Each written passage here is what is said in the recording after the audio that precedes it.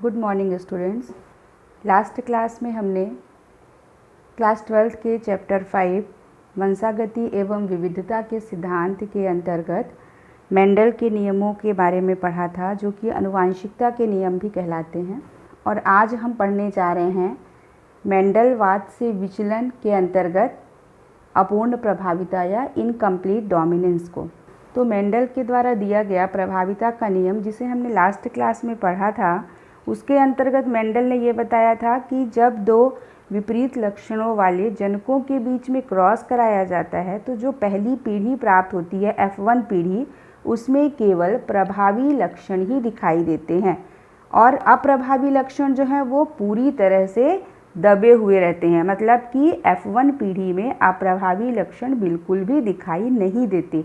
पर यहाँ पर इनकम्प्लीट डोमिनेंस या अपूर्ण प्रभाविता के केस में हम देखेंगे कि ऐसा नहीं हो रहा है। मतलब मेंडल का नियम जो है वो यहाँ पर पूरी तरह से फॉलो नहीं हो रहा है, तो इसलिए ये कहलाता है मेंडलवाद से विचलन के अंतर्गत आता है अपूर्ण प्रभाविता। अब इसको हम देखते हैं कि ये है क्या। F1 पीढ़ी में प्रभावी अप्रभावी संबंध देखने को नहीं मिलता है, अपितु एक मिश्रित लक्षण प्रारूप F1 पीढ़ी में प्रकट होता है जो पेरेंट या जनक से भिन्न होता है। इनकम्प्लीट डोमिनेंस के अंतर्गत जो पहली पीढ़ी या F1 जनरेशन प्राप्त होती है, उसमें जो प्रभावी और अप्रभावी संबंध है जो मेंडल ने बताया था प्रभाविता के नियम में, वो यहाँ पर देखने को नहीं मिलेगा। यानी कि जो प्रभावी लक्षण है वो पहली पीढ़ी में दिखाई नहीं देता है, बल्कि यहाँ पर एक मिश्रित फिनोटाइप या लक्षण प्रारूप जो है वो देखने को मिलता है और जो अपने पेरेंट्स से या जनक से बिल्कुल अलग होता है। ये जो अपूर्ण प्रभाविता है, इसका एग्जाम्पल है, पहला तो है मिराबिलिस जलापा। मिराबिलिस जलापा जिसको कि 4 o'clock प्लांट कहा जाता है, इस पौधे में देखने को मिलती है। सेकंड इसका एग्जाम्पल है एंटीराइनम मेजस, जिसको कि ड्रैगन फ्लावर भी कहा जाता है, इसमें भी अपूर्ण प्रभाविता देखी जाती है। और इसका थर्ड एग्जाम्पल है एंडालूसियन फाउल्स, जो कि मुर्गी की एक प्रजाति होती है। ठीक है, तो इन तीनों में अपूर्ण प्रभाविता को देखा गया है। अब इसको हम समझते हैं। तो देखिए, मेंडल ने क्या बताया था। जो मेंडल ने प्रभाविता का नियम दिया, उसके अनुसार उन्होंने क्या बताया था कि जब एक टॉल प्लांट को एक ड्वार्फ प्लांट के साथ क्रॉस कराया जाता है, मतलब इन दोनों को पेरेंट के रूप में लिया जाता है, तो उनकी जो F1 जनरेशन या पहली पीढ़ी प्राप्त होती है, उसमें केवल प्रभावी लक्षण ही दिखाई देते हैं। तो यहाँ मेंडलवाद के अंतर्गत हमने देखा था कि F1 पीढ़ी में सारे के सारे प्लांट जो हैं वो टॉल यानी कि लंबे होते हैं। ठीक है, तो ये था प्रभाविता का नियम। अब हम देखते हैं जो अपूर्ण प्रभाविता है या इनकम्प्लीट डोमिनेंस है, वो क्या बोल रहा है। प्रभावी युग्म विकल्पी अपूर्ण रूप से अप्रभावी युग्म विकल्पी पर प्रभावी है। इसका मतलब क्या हुआ कि जो डोमिनेंट एलील है, ठीक है, वो अपूर्ण रूप से रिसेसिव एलील पर प्रभावी है, जबकि मेंडल के अनुसार क्या होना चाहिए था कि डोमिनेंट एलील को पूरी तरह से रिसेसिव एलील पर प्रभावी होना चाहिए था F1 जनरेशन में। लेकिन यहाँ पर क्या बोला जा रहा है कि जो डोमिनेंट एलील है वो अपूर्ण रूप से रिसेसिव एलील पर प्रभावी है। ठीक है, अब इसको हम इस एग्जाम्पल से समझते हैं। तो कार्ल कॉरेंस नाम के वैज्ञानिक ने, कार्ल कॉरेंस ने मिराबिलिस जलापा के पौधे में अपूर्ण प्रभाविता को समझाने का प्रयास किया था। अब इसको हम देखते हैं इस तरह से क्रॉस करा के। तो यहाँ पर ये जो है कैपिटल R ये लाल पुष्प हैं और स्मॉल r ये श्वेत पुष्प हैं। तो मिराबिलिस जलापा या 4 o'clock का जो प्लांट होता है, उसमें दो तरह के पुष्प जो है वो पाए जाते हैं। मतलब ये मिराबिलिस जलापा या 4 o'clock का जो प्लांट होता है वो दो प्रकार का होता है। एक पौधे में लाल पुष्प उत्पन्न होते हैं और दूसरे प्रकार के पौधे में श्वेत पुष्प उत्पन्न होते हैं। तो इन दोनों को पेरेंट के रूप में ले लिया गया। ठीक है, जैसा कि मेंडल करते थे, लाल पुष्प वाले पौधे का क्रॉस जो है वो श्वेत पुष्प वाले पौधे के साथ कराया जा रहा है। तो यहाँ पर वही होगा, गैमिट फॉर्मेशन हो जाएगा। ठीक है, अब ये जब गैमिट आपस में मिलेंगे, यानी इनके बीच जब क्रॉस होगा, तो जो पहली पीढ़ी प्राप्त होगी, यहाँ पर हम देख रहे हैं कैपिटल R स्मॉल r, तो इनको मेंडल के नियम के अनुसार क्या होना चाहिए था, सारे के सारे जो पौधे हैं वो लाल पुष्प वाले प्राप्त होने चाहिए थे प्रभाविता के नियम के अनुसार। ठीक है, F1 पीढ़ी में। परंतु यहाँ पर क्या देखा गया मिराबिलिस जलापा में कि जो पहली पीढ़ी प्राप्त हो रही है वहाँ पर जितने भी प्लांट प्राप्त हो रहे हैं सब गुलाबी या पिंक कलर के थे। तो इस तरह से यहाँ इस एग्जाम्पल में हम देख रहे हैं कि जो प्रभावी युग्म विकल्पी है यानी लाल पुष्प वाला पौधा, ठीक है, ये जो है वो अप्रभावी युग्म विकल्पी यानी कि श्वेत पुष्प वाले पौधे पर अपूर्ण रूप से प्रभावी है। इसीलिए यहाँ पर लाल पुष्प वाले पौधे प्राप्त न होकर गुलाबी पुष्प वाले पौधे जो हैं वो प्राप्त हो रहे हैं। और ये पिंक जो कलर है ये इंटरमीडिएट कलर कहलाता है, मध्यवर्ती रंग है। जब रेड और वाइट को मिक्स किया जाता है तो पिंक कलर प्राप्त होता है, ठीक है, इसलिए जो पिंक कलर है वो इंटरमीडिएट कलर कहलाता है। अब देखिए ये F1 जनरेशन का जब आपस में सेल्फ क्रॉस कराया गया तो जो नेक्स्ट F2 जनरेशन प्राप्त हुई वहाँ पर देखिए किस तरह से फिनोटाइप प्राप्त हो रहा है। वहाँ पर हम देख रहे हैं कि जो कैपिटल आर है वो रेड फ्लावर वाले प्लांट हैं, कैपिटल आर स्मॉल आर ये जो हाइब्रिड वाले प्राप्त हो रहे हैं ये पिंक कलर के फ्लावर वाले प्लांट्स जो हैं वो प्राप्त हो रहे हैं, और स्मॉल आर जो है वो वाइट कलर प्रोड्यूस करने वाले प्लांट हैं, ठीक है।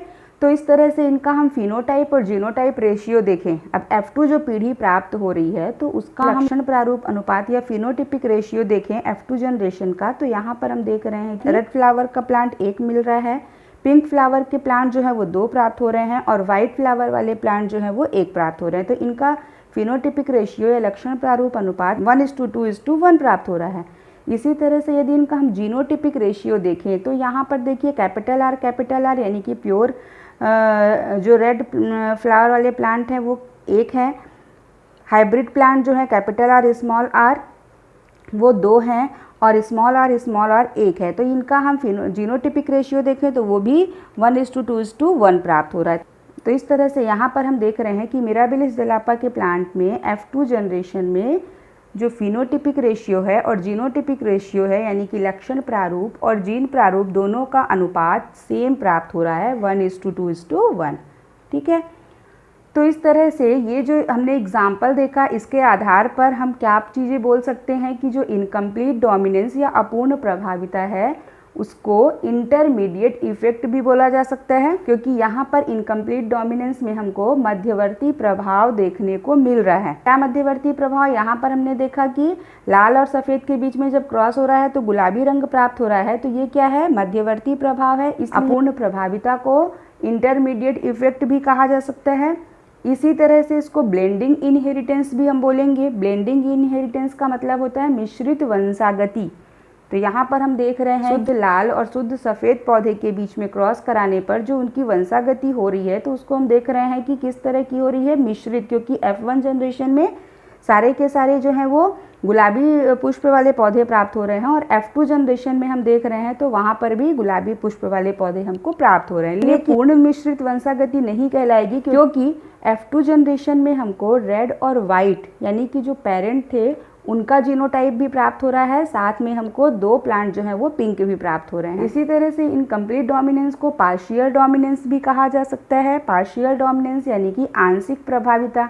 तो ये भी यहाँ पर क्लियर हो रहा है कि कोई भी लक्षण जो है वो दूसरे लक्षण के ऊपर पूरी तरह से प्रभावी नहीं है, आंशिक रूप से प्रभावी है। यहाँ पर हम देख रहे हैं कि जो लाल पुष्प है वो श्वेत पुष्प पर पूरी तरह से प्रभावी नहीं है, बल्कि वो आंशिक रूप से प्रभावी है। इसीलिए F1 पीढ़ी में जो पौधे प्राप्त हो रहे हैं वो सब गुलाबी पुष्प वाले हैं, मतलब यहाँ पर आंशिक प्रभाविता जो है वो प्रदर्शित हो रही है।